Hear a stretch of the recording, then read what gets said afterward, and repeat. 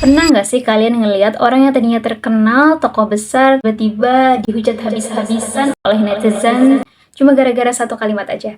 Nah, ini adalah kekuatan cancel culture.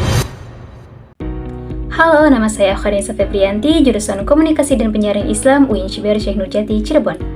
Di video ini, aku mau bahas fenomena cancel culture dari sudut pandang komunikasi antar budaya dengan mengambil contoh kasus yang sempat ramai beberapa waktu lalu, yaitu insiden gaya komunikasi Gus Miftah di media sosial.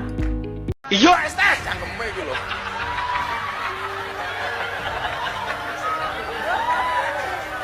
Sabar. Pokoknya nganu, lah ngombe es teh, tolong gulanya jangan diaduk. Supaya manisnya di akhir. Es tehmu cik oke ra? Masih. Ya kono didol goblok.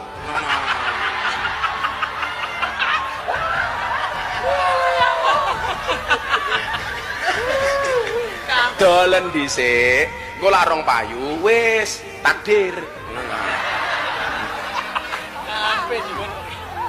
Kira-kira umpama dina niku adem. Berarti dongane bakul es niku kira-kira diijabah apa mboten? Tetep wae diijabah dalam bentuk yang lain. Ese ra payu tapi awake sehat. Mulih ndelah bojone meteng. Niku lak yo nikmat. Jadi beberapa waktu lalu, Gus Miftah jadi sorotan karena gaya bicaranya ke seorang pedagang kecil dianggap tidak pantas. Dalam waktu singkat, banyak netizen langsung bereaksi, mulai dari kritik, unfollow, sampai ada yang bilang kalau beliau itu nggak pantas lagi tampil di publik. Tapi kalau kita lihat lebih dalam, ini bukan cuma soal benar atau salah, ini soal perbedaan cara berkomunikasi di ruang yang sangat beragam, yaitu media sosial. Nah, fenomena ini bisa dijelaskan pakai dua teori sederhana. Pertama, teori konteks budaya dari Edward T. Hall.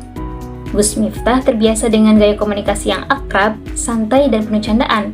Ini disebut high context culture.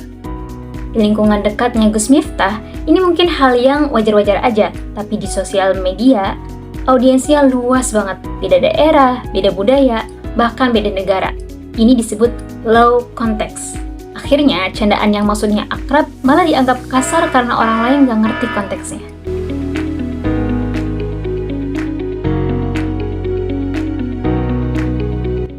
Kedua, teori etnosentrisme. Di era digital, sering muncul yang namanya etnosentrisme digital. Ini adalah kondisi di mana kita sebagai netizen menilai perilaku orang lain hanya berdasarkan standar nilai dan norma kelompok kita sendiri. Ketika Gus Miftah melakukan sesuatu yang tidak sesuai dengan standar kesopanan versi netizen tertentu, ia langsung dilabeli buruk tanpa melihat konteks budaya asalnya. Kadang, kita sebagai netizen suka menilai orang lain pakai standar kita sendiri. Kalau nggak sesuai, langsung dianggap salah.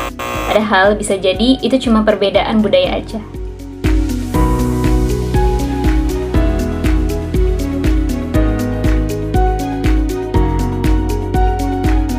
Menurut aku, cancel culture dalam hal ini muncul karena benturan antara budaya lokal dan budaya digital yang lebih sensitif. Di satu sisi, tokoh publik seperti Gus Miftah memang perlu lebih hati-hati karena audiensnya sekarang luas banget. Tapi di sisi lain, kita sebagai netizen juga perlu lebih bijak, gak langsung menghakimi tanpa memahami konteks. Kesimpulannya, di era digital ini kita harus lebih sadar bahwa cara kita bicara bisa ditangkap berbeda oleh orang lain. Jadi, bukan cuma soal apa yang kita ucapkan, tapi juga bagaimana orang lain memahaminya. Aku Kharinsa Febrianti, terima kasih sudah menonton. Yuk, jadi lebih bijak dalam berbicara dan lebih dewasa dalam menyikapi perbedaan. Sampai jumpa.